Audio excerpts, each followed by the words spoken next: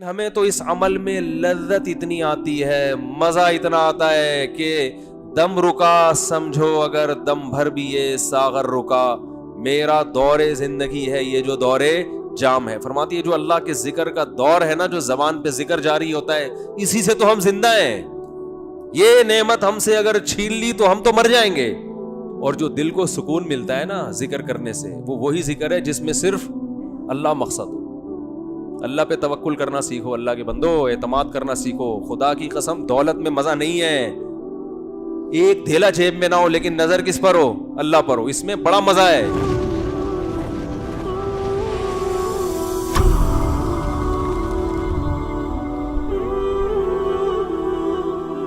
اتنے نیک لوگ مارکیٹ میں کہاں نظر آتے ہیں جو اللہ کو خوش کرنے کے لیے اللہ اللہ کر رہے ہو؟ اور جو دل کو سکون ملتا ہے نا ذکر کرنے سے، وہ وہی ذکر ہے جس میں صرف اللہ مقصد ہو۔ ہمارے حضرت مفتی رشید احمد صاحب رحمہ اللہ تعالی جب اللہ کا ذکر کرتے ایسی کیفیت طاری ہو جاتی تھی، اور یہ شعر پڑھا کرتے تھے، دم رکا سمجھو اگر دم بھر بھی یہ ساغر رکا، میرا دور زندگی ہے یہ جو دور جام ہے۔ اردو میں ہے نا یہ خاندانی، اردو کا بھی بیڑا غرق ہو رہا ہے یار۔ خیر یہ انگلش میں نہیں ہو سکتا یہ شعر، ایسے استعارے اور ایسے کنائے آپ کو اردو میں ہی ملیں گے۔ پہلے اس کا پس منظر سمجھانا پڑے گا۔ دم رکا سمجھو اگر دم بھر بھی یہ ساغر رکا۔ شرابی جب شراب خانے میں جاتا ہے تو شراب کا دور چل رہا ہوتا ہے نا، مست ہو کے پی رہے ہوتے ہیں۔ کہہ رہے ہیں کہ یہ جو دور چل رہا ہے نا شراب کا، شرابی کہہ رہا ہے اگر یہ رک گیا تو میرا دم بھی، دم بھر کے لیے بھی یہ اگر رک گیا، یعنی دم بھر کا مطلب چند سیکنڈ کے لیے بھی اگر یہ رک گیا تو میرا دم نکل جائے گا۔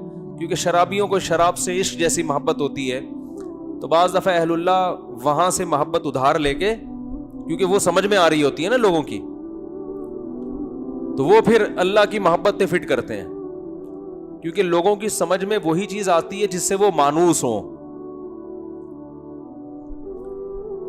میرا دور زندگی ہے یہ جو دور جام ہے، یہ جو جام کا دور چل رہا ہے نا، یہ اصل میں میرے زندگی کا دور ہے، یعنی میرے خون کا دور ہے۔ تو دم بھر کے لیے بھی یہ سیٹ اپ اگر رک گیا، دم بھر کے لیے، تو میرا دم رک گیا۔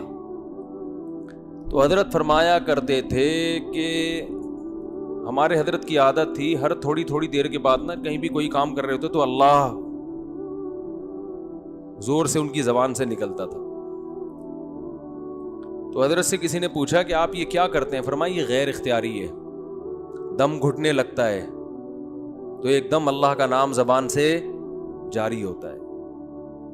تو وہ فرماتے تھے کہ اہل اللہ کو ذکر میں اتنی لذت محسوس ہوتی ہے کہ ثواب ان کے پیش نظر ہوتا ہی نہیں ہے۔ شرابی جو شراب پیتا ہے ثواب کے لیے پیتا ہے، اسے تو گناہ مل رہا ہوتا ہے، لیکن آپ اس سے چھڑواؤ، کہہ رہے نہیں چھوڑوں گا، کہے گا بھائی ہم ایک سیکنڈ کے لیے نہیں چھوڑ سکتے، کہے گا نا۔ ہیروئن چی سے کہیں کہ بھائی تو ہیروئن چھوڑ دے، اس میں کوئی ثواب نہیں ہے، تو وہ کہے گا کس نے کہا ثواب ہے، میں کوئی ثواب سمجھ کے تھوڑی پی رہا ہوں۔ ارے پھر کیوں پی رہا ہے؟ کہے گا بھائی تو بھی ایک سٹا لگا کے دیکھ، مزہ نہ آئے پیسے واپس، کہے گا نا، چھوڑ مجھے نصیحت نہ کر۔ کف الملام یا لائمی کف الملام عن الذی اغناہ طول سقامہ و شقائہ۔ متنبی سے بادشاہ نے ایک شاعری کا مطالبہ کیا نا، تو متنبی نے اشعار پڑھنا شروع کیے۔ اب مجھے ڈر یہ لگتا ہے کہ ہر آدمی کی اپنی کوئی سیٹنگ چل رہی ہوتی ہے، اس پہ نہ فٹ کرنا شروع کر دے، اور بجائے وہ دنیا مردار کی محبت کم ہونے کے بڑھ نہ جائے، تو اس کو اچھے رخ پہ ہی لے کے جائیں۔ تو شاعر نے کہا کہ جس کو بھی عشق ہو جاتا ہے نا تو لوگ اس کو ملامت کرتے ہیں، ایسا ہی ہے نا، ابے کیا تو دل دے بیٹھا ہے، ابے انسان کا بچہ بن، کہتے ہیں نا لوگ اس کو۔ اور خاص طور پر عورتوں کی ملامت زیادہ خطرناک ہوتی ہے مرد کے لیے، کہ مرد کو کسی سے عشق ہو جائے تو عورتیں ملامت کرتی ہیں تو وہ اور زیادہ پھر تیش میں آتا ہے، عورتیں آر دلاتی ہیں۔ تو شاعر جو ہے نا عاشق بن کے ان عورتوں کو جواب دے رہا ہے یا لائمی ہے مجھے ملامت کرنے والوں، کفل ملام عن الذی، اس شخص سے ملامت کو روک لو، اغناہ طول سقامہ و شقائہ، جس کو اس کی بیماری اور بدبختی کا مطلب اس محبت میں کامیاب نہیں ہو رہا، اس نے پہلے ہی کمزور اور لاغر کر دیا ہے، تم ملامت کر کر کے اور اس کو آدھا کر رہے ہو، کچھ ترس کھاؤ اس کے اوپر، یہ ٹائم ملامت کرنے کا نہیں ہے۔ اور پھر آگے کا شعر بڑا خاندانی کہا اس نے، جو اصل شعر ہے جو میں بتانا چاہتا ہوں، عذل العواذل حول قلب الطائہ وهو الاحبۃ منہ فی سودائہ، یشکو الملام الی اللوائم حرہ ویصد حین یلمن عن برحائہ۔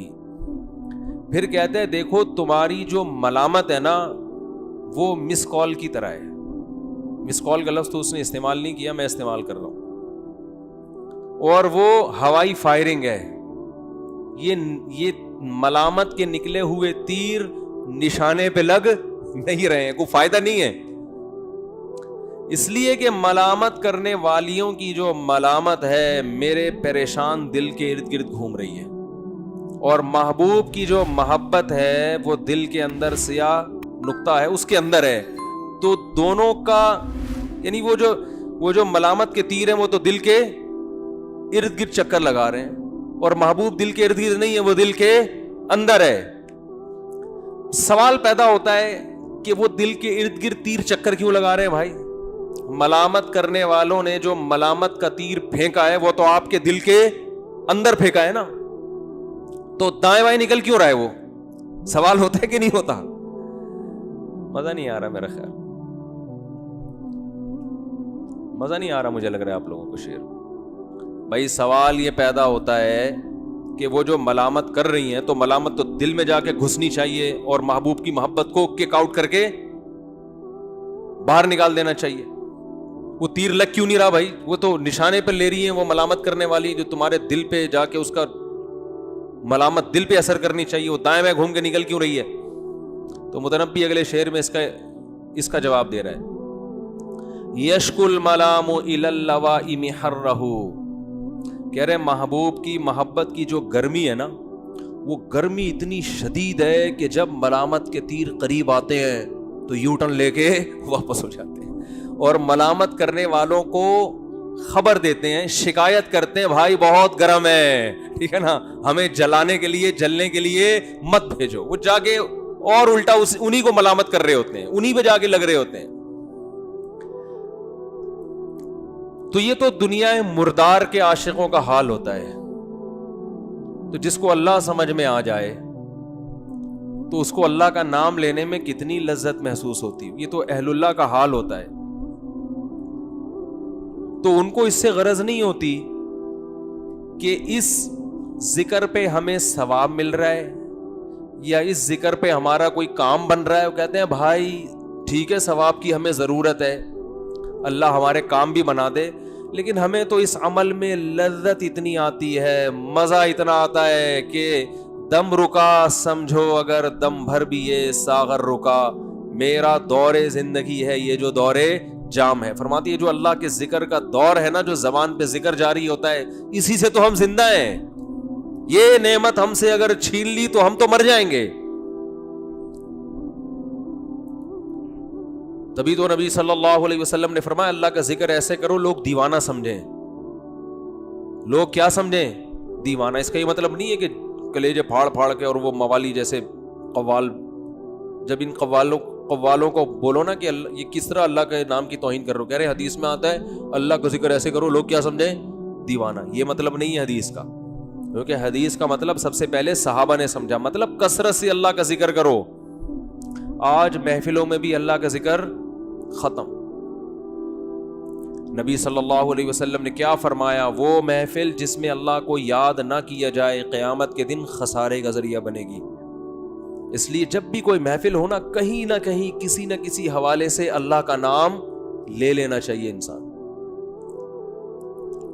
ہم نے علماء کو دیکھا ہے، اہل اللہ کو دیکھا ہے، کوئی نعمت سامنے آئی نا، جیسے سخت گرمی میں ہمارے ایک استاد سے ان کے سامنے انگور لا کے رکھے ہم نے، پیاس لگ رہی ہو اور لال سرخ انگور آ جائیں ایک دم, دنیا دار آدمی ایک دم پھوڑ دے گا, ایسا ہی ہے نا؟ کیا خیال ہے بھائی؟ ایک دم کھانا شروع کرے گا. ابے لا یار, اللہ والے کیا کرتے ہیں, سب سے پہلے اللہ کا شکر, اور وہ روایتی شکر نہیں ہوتا کہ اللہ کا شکر ہے, دل سے لگ رہا ہوتا ہے کہ یہ اس نعمت پہ اللہ کا شکر ادا کر رہے ہیں. اے اللہ تیرا کتنا بڑا فضل ہے, کیسی کیسی نعمتیں تو نے ہمیں کھانے کو عطا فرمائی. گرمی میں جب ٹھنڈا پانی آیا کرے نا, اللہ کو یاد کریں, صرف روایتی نہیں, روایتی کا مطلب بسم اللہ الرحمن الرحیم پڑھ لیا اور آخر میں الحمدللہ کے لیے, یہ بھی ٹھیک ہے, سنت ہے, لیکن یہ تو ایک روایت بن چکی ہے نا, اس میں تو استحضار نہیں ہوتا. اس کے علاوہ بھی زبان سے کہے انسان, یار اللہ کی کتنی بڑی نعمت ہے, شدید پیاس میں اس نے ہمیں پانی پلایا. اپنے پیارے بچوں کو جب دیکھا کریں نا کیسے پیارے لگتے ہیں, اگر اپنے ہوں. پڑوسیوں کے بچے نہیں اچھے لگتے انسان, وہ ٹینشن, ابے لے کے جا یار ان کو. تو جب پیار آتا ہے تو فوراً کس کی طرف نسبت؟